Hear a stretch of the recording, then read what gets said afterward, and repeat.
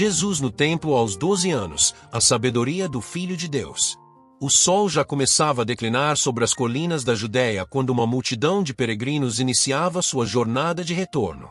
Jerusalém, a cidade dourada, ficava para trás com suas muralhas imponentes e o magnífico templo que dominava o horizonte. O ar ainda carregava o aroma das especiarias queimadas nos sacrifícios da Páscoa, e o som distante dos cânticos ecoava pelas ruas estreitas de pedra. Entre aqueles viajantes estavam José e Maria, dois galileus humildes que haviam acabado de celebrar mais uma festa da Páscoa na Cidade Santa. Era uma tradição sagrada, um mandamento da lei de Moisés que reunia judeus de todas as partes da terra prometida. Mas aquela viagem, aparentemente comum, estava prestes a revelar algo extraordinário sobre o menino que viajava com eles, ou ao menos deveria estar viajando. A jornada para Jerusalém. Todos os anos, quando a primavera florescia sobre Israel e as amendoeiras cobriam-se de flores brancas, José preparava sua pequena família para a longa caminhada até Jerusalém. A viagem de Nazaré até a Cidade Santa levava cerca de 3 a 4 dias, atravessando vales verdejantes, subindo colinas pedregosas e passando por pequenas aldeias onde o cheiro de pão fresco se misturava ao perfume das oliveiras centenárias. Naquele ano, Jesus tinha 12 anos, a idade em que um jovem judeu começava a assumir responsabilidades religiosas mais sérias, preparando-se para tornar-se um filho do mandamento, um bar mitzvah. Era um momento de transição, quando o menino deixava a infância para trás e começava a adentrar o mundo dos adultos na comunidade de fé. A caravana de Nazaré era animada. Famílias inteiras viajavam juntas, tios, primos, vizinhos e amigos. As crianças corriam entre os adultos, as mulheres conversavam enquanto caminhavam, e os homens discutiam a lei e os profetas. Jesus conhecia todos a lei. Havia crescido brincando com aquelas crianças, ajudando José na carpintaria, ouvindo as histórias sagradas na sinagoga local. Quando finalmente avistaram Jerusalém, o murmúrio de reverência percorreu o grupo. Ali estava ela, a cidade de Davi, construída sobre o Monte Sião, suas construções de pedra calcária brilhando como ouro sob o sol intenso. E no centro de tudo, erguendo-se majestoso, estava o Templo de Herodes, com suas colunas imponentes, seus pátios imensos e sua cúpula que parecia tocar os céus. A celebração da Páscoa. Jerusalém fervilhava durante a Páscoa. As ruas estreitas transformavam-se em rios de humanidade. Mercadores vendiam cordeiros para o sacrifício, suas vozes misturando-se ao som dos animais e ao burburinho de milhares de conversas em aramaico, hebraico e até mesmo grego. O cheiro de incenso flutuava do templo, misturado ao aroma de comida sendo preparada em milhares de pequenas fogueiras ao redor da cidade. José conseguirá acomodação para a família em uma das muitas casas que abriam suas portas aos peregrinos. As noites eram preenchidas com orações, cânticos dos salmos e a recontagem da história sagrada, como Deus libertara Israel da escravidão no Egito, como o sangue do Cordeiro protegera as casas dos hebreus, como atravessaram o Mar Vermelho em terra seca. Jesus absorvia tudo com uma intensidade que José e Maria haviam aprendido a reconhecer. Não era apenas a curiosidade natural de um menino inteligente. Havia algo mais profundo em seus olhos escuros, uma compreensão que às vezes parecia ir além de seus anos, um anseio que apontava para algo maior. Durante os dias da festa, o templo tornava-se o centro de toda a atividade. O pátio dos gentios, uma vasta área cercada por colunatas magníficas, estava sempre repleto. Degraus de mármore levavam ao pátio das mulheres e mais além, onde apenas os homens judeus podiam entrar, ficavam os átrios internos onde os sacerdotes ofereciam sacrifícios no grande altar de bronze. Mas havia outro aspecto do templo que fascinava Jesus, os pórticos das colunatas, especialmente o pórtico de Salomão, onde os mestres da lei se reuniam para ensinar. Ali, sentados em esteiras ou em bancos de pedra, os rabinos mais respeitados de Israel discutiam as Escrituras, debatiam interpretações da Torá e respondiam perguntas de quem quisesse aprender. O desaparecimento. Quando a festa terminou, a grande caravana de galileus começou a se formar para a jornada de retorno. Havia uma atmosfera de contentamento, haviam cumprido seu dever religioso, renovado sua fé, e agora voltavam para suas casas e suas vidas cotidianas. José verificou suas ferramentas de carpinteiro, Maria ajeitou os poucos pertences que haviam trazido, e o grupo partiu. As portas de Jerusalém ficavam para trás, engolidas pela poeira da estrada e pela distância crescente. A caravana era grande e desorganizada, como sempre. As famílias se espalhavam ao longo do caminho, alguns mais rápidos à frente, outros mais lentos atrás. Crianças corriam de um grupo para outro. Era perfeitamente natural que José assumisse que Jesus estivesse com Maria e as mulheres, enquanto Maria achava que ele caminhava com José e os homens. O sol atravessou o céu. As horas passaram. As colinas da Judéia ondulavam ao redor deles, cobertas de grama ressecada pelo verão que se aproximava. Oliveiras retorcidas ofereciam sombra ocasional. Ao longe, pastores guiavam seus rebanhos de ovelhas e cabras. Quando o sol começou a se pôr, tingindo o céu de laranja e púrpura, a caravana parou para a noite. Era o momento em que as famílias se reuniam para preparar a refeição noturna, para compartilhar o pão e descansar antes de retomar a jornada na manhã seguinte. Foi então que aconteceu. José procurou por Jesus entre os homens. Maria o procurou entre as mulheres e crianças. Começaram a perguntar aos parentes, aos amigos, aos conhecidos. Ninguém o tinha visto. O menino não estava ali. O que começou como uma leve preocupação rapidamente se transformou em angústia. Maria sentiu seu coração disparar. José, normalmente calmo e controlado, sentiu o pânico começar a apertar seu peito. Onde estava o menino? Teria se perdido? Teria sofrido algum acidente? Jerusalém era uma cidade grande, cheia de perigos para uma criança sozinha. A busca em Jerusalém. Não havia outra escolha. Enquanto o resto da caravana preparava-se para dormir, José e Maria pegaram seus poucos pertences e começaram a caminhar de volta. A noite caiu completamente, mas eles continuaram, suas sandálias levantando pequenas nuvens de poeira na estrada mal iluminada pela lua crescente. Caminharam a noite toda.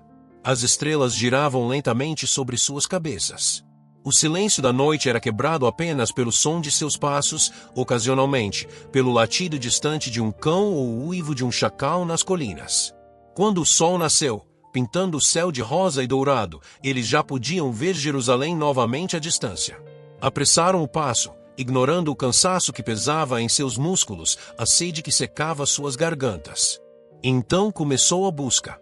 Maria, com o coração apertado, percorria as ruas estreitas, perguntando a todos que encontrava. José verificava os mercados, os portões da cidade, os lugares onde um menino perdido poderia ter ido. Será que alguém o tinha visto? Será que alguém sabia de alguma coisa? O primeiro dia passou sem resultados. Passaram a noite em Jerusalém, mal conseguindo dormir, suas mentes girando com preocupações e medos. O segundo dia foi igualmente frustrante. A cidade era grande demais, havia pessoas demais, lugares demais para procurar. Maria orava constantemente. Lembrava-se das palavras do anjo anos antes: "Este será grande, o Filho do Altíssimo será chamado." Como poderia algo acontecer a ele? Deus o protegeria, não protegeria? Mas onde estava ele? O encontro no templo. No terceiro dia, exaustos e desesperados, José e Maria dirigiram-se ao templo. Talvez, pensaram, alguém ali pudesse ajudar. Ou talvez devessem simplesmente orar, pedir a Deus que os guiasse até seu filho. Atravessaram o pátio dos gentios, passando pelos cambistas e vendedores de animais. Seus olhos varriam a multidão constantemente, procurando, sempre procurando. Subiram os degraus, passaram pelas colunas massivas. Então Maria parou. Seu coração quase parou também. Ali, sob os pórticos do templo, sentado entre um círculo de mestres da lei, homens de barbas longas, usando suas vestes talares, com suas filactérias amarradas à testa e aos braços, estava Jesus. Mas não era um menino perdido e assustado. Não estava chorando ou confuso. Estava sentado com postura ereta, seus olhos brilhantes de inteligência e interesse. E ao redor dele, os doutores da lei, homens que haviam dedicado vidas inteiras ao estudo das Escrituras, estavam inclinados para frente, ouvindo. Maria e José aproximaram-se, quase sem acreditar no que viam. Podiam ouvir a conversa agora. Um dos rabinos, um homem idoso com uma barba que descia até o peito, perguntava: "E o que dizes tu, jovem, sobre a profecia de Isaías? Quando ele fala do servo sofredor, de quem está falando?" Jesus respondeu: Sua voz clara e firme, sem hesitação mas também sem arrogância, o profeta fala daquele que virá para redimir Israel. Ele será desprezado e rejeitado pelos homens, um homem de dores e experimentado no sofrimento. Mas pelas suas pisaduras seremos sarados. O Senhor fará cair sobre ele a iniquidade de todos nós. Os mestres trocaram olhares significativos. Um sussurrou para outro: ouves a profundidade de seu entendimento.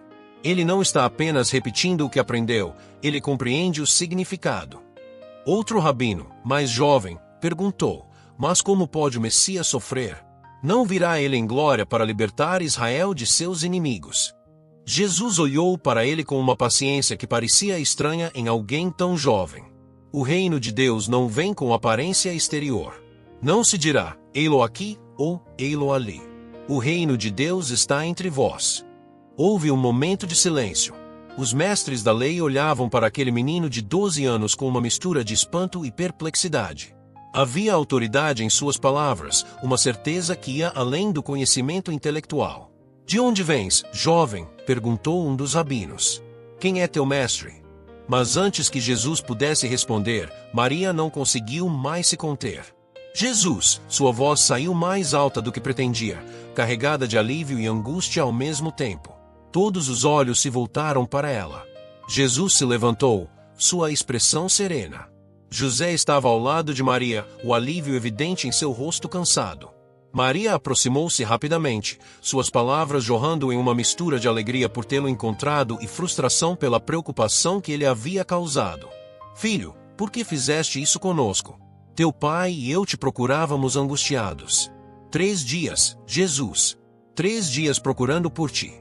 Os mestres da lei observavam em silêncio, compreendendo que estavam testemunhando um momento privado. Jesus olhou para sua mãe, então para José. Não havia desafio em seus olhos, nem desculpas. Apenas uma serenidade profunda e algo mais, uma convicção clara sobre quem ele era e qual era seu propósito. Por que me procuráveis? Ele perguntou gentilmente. Não sabíeis que me convém tratar dos negócios de meu pai? A pergunta ficou suspensa no ar. Maria piscou, confusa. Os negócios de seu pai? Ela olhou para José, mas Jesus não estava olhando para José. Seus olhos estavam voltados para cima, para o templo, para o céu além. Naquele momento, algo mudou. Maria lembrou-se de tantas coisas, o anjo anunciando o nascimento de Jesus, os pastores que vieram adorá-lo no estábulo, os magos do Oriente, o velho Simeão no templo declarando que aquele menino seria a luz para a iluminação dos gentios. Ela havia guardado todas essas coisas em seu coração, ponderando sobre elas. Mas mesmo com tudo isso, ela não compreendia totalmente. Como poderia? Estava olhando para seu filho, o menino que ela havia embalado nos braços, alimentado, ensinado a andar e a falar. E ao mesmo tempo, de alguma forma que ela não conseguia explicar completamente, estava olhando para algo mais, alguém mais. O retorno a Nazaré. Os mestres da lei despediram-se de Jesus com respeito incomum para um menino tão jovem. Um deles disse: volta quando quiseres, jovem. Há muito que poderíamos aprender contigo. As palavras eram extraordinárias. Normalmente, eram os jovens que aprendiam com os mestres, não o contrário. José, Maria e Jesus deixaram o templo. As ruas de Jerusalém estavam cheias como sempre, mas agora pareciam diferentes para Maria. Ela caminhava ao lado de Jesus, observando-o com novos olhos. Quantas vezes ela havia olhado para aquele rosto e visto apenas seu filho? Quantas vezes havia deixado de ver o mistério mais profundo que ele carregava? A jornada de volta para Nazaré foi tranquila. Jesus caminhava entre José e Maria, e desta vez eles não o perderam de vista. Ele conversava normalmente, perguntava sobre as coisas ao redor, apontava para pássaros e flores, sorria para as crianças que passavam. Era um menino normal em tantos aspectos. Mas havia momentos quando ele parava para olhar o pôr do sol e seus olhos pareciam ver algo além do horizonte, momentos quando ouvia alguém mencionar as Escrituras e uma luz se acendia em seu rosto, quando ficava claro que havia algo extraordinário nele. Quando finalmente chegaram a Nazaré, a pequena aldeia na Galiléia parecia ainda menor e mais humilde depois de Jerusalém. As casas simples de pedra e adobe, as ruas de terra, a sinagoga modesta, tudo era familiar e reconfortante. Jesus retomou sua vida normal. Pela manhã, ia com José à oficina de carpintaria. O cheiro de madeira fresca, o som do martelo e da serra, o trabalho das mãos, tudo isso ele abraçava com dedicação. Fazia mesas, bancos, arados, jugos para bois. Trabalhava com precisão e cuidado, orando cada tarefa, por mais simples que fosse. No Shabat, ia à sinagoga com José. Sentava-se entre os homens, ouvia a leitura da Torá, participava das orações. Quando tinha oportunidade, fazia perguntas que faziam os anciãos da aldeia pararem e pensarem profundamente. Com Maria, era um filho obediente e amoroso. Ajudava nas tarefas da casa, buscava água do poço, cuidava dos irmãos mais novos quando eles nasceram. Mostrava respeito e carinho. O crescimento. Os anos passaram. Jesus crescia, não apenas em altura e força física, mas de maneiras mais profundas. A Escritura diz que ele crescia em sabedoria, sua compreensão das coisas de Deus se aprofundava, sua capacidade de ver o coração das Escrituras se expandia. Ele crescia em estatura, tornando-se forte com o trabalho de carpinteiro, seus músculos se desenvolvendo sob o sol da Galileia. E crescia em graça diante de Deus e dos homens, havia algo nele que atraía as pessoas, uma bondade genuína, uma integridade que não podia ser fingida. As pessoas de Nazaré viam Jesus crescer e se maravilhavam. Não é este o filho de José, o carpinteiro? Diziam. Como pode ser tão sábio? Mas eles não sabiam, ou não entendiam completamente, o mistério que Maria guardava em seu coração. Ela observava seu filho crescer, e cada dia trazia nova maravilha e novo questionamento. Ele era tão humano, ela via isso em cada riso, em cada momento de cansaço após um longo dia de trabalho, em cada lágrima quando alguém que amava estava sofrendo. Mas havia também aquela outra dimensão, aquela conexão profunda com o Pai Celestial, aquele propósito que ele havia expressado no templo quando tinha 12 anos. José também via. Nas longas horas na carpintaria, trabalhando lado a lado com Jesus, ele percebia a perfeição no caráter do menino que crescia. Nunca uma palavra áspera sem necessidade, nunca uma ação egoísta, nunca um momento de desobediência. E no entanto, não era uma perfeição fria ou distante. Jesus ria alto, abraçava calorosamente, chorava quando via sofrimento. Ele era completamente humano, ao mesmo tempo, incomparavelmente perfeito em sua humanidade. E assim os anos se passaram em Nazaré. Jesus viveu ali até os 30 anos, crescendo, aprendendo, trabalhando, amando. Ele experimentou o que significa ser humano em todos os seus aspectos, o trabalho duro, as relações familiares, a vida em comunidade, as alegrias e as dificuldades do dia a dia. Mas ele nunca esqueceu aquelas palavras que dissera no templo quando tinha 12 anos: "Não sabíeis que me convém tratar dos negócios de meu pai?" Elas permaneceram com ele, um lembrete constante de quem ele era e por que havia vindo. Aquele episódio no templo foi um prenúncio, um vislumbre do que estava por vir. Um dia, Jesus deixaria a carpintaria em Nazaré. Desceria até o Rio Jordão para ser batizado por João. Começaria a anunciar que o reino de Deus havia chegado. Reuniria discípulos, ensinaria multidões, realizaria milagres, confrontaria a hipocrisia religiosa. E um dia, subiria novamente a Jerusalém, não como um menino de 12 anos sentado entre os mestres, mas como um homem indo para a cruz. Ali, no mesmo lugar onde uma vez havia discutido as profecias sobre o servo sofredor, ele se tornaria aquele servo, carregando sobre si os pecados do mundo. Mas tudo isso ainda estava no futuro. Por enquanto, ele era Jesus de Nazaré, o filho do carpinteiro, crescendo em sabedoria, estatura e graça, vivendo em obediência, aguardando o tempo certo. Porque mesmo sendo o Filho de Deus, ele havia escolhido o caminho da humildade. Havia escolhido crescer como qualquer criança cresce, aprender como qualquer pessoa aprende, trabalhar como qualquer homem trabalha. E ao fazer isso, ele santificou cada etapa da vida humana, a infância, a juventude, o trabalho honesto, a vida familiar. A história de Jesus no templo aos 12 anos nos ensina verdades profundas. Ensina-nos que a verdadeira sabedoria não vem da idade, mas de conhecer a Deus. Ensina-nos que há um tempo certo para cada coisa. Jesus esperou 18 anos antes de começar seu ministério público. Ensina-nos sobre obediência. Ele voltou com José e Maria e viveu sujeito a eles. Ensina-nos sobre propósito. Desde jovem, Jesus sabia quem ele era e qual era sua missão. Que possamos, como Jesus, crescer em sabedoria, buscando conhecer a Deus mais profundamente. Que possamos crescer em estatura, desenvolvendo não apenas nossos corpos mas nosso caráter. E que possamos crescer em graça, vivendo de tal maneira que nossa vida aponte outros para o Pai. Porque esta é a verdadeira sabedoria que Jesus demonstrou naquele dia no templo, não apenas conhecer as Escrituras, mas conhecer aquele de quem as Escrituras falam. Não apenas entender a vontade de Deus, mas viver segundo ela. Não apenas falar sobre o amor do Pai, mas encarná-lo em cada palavra e ação.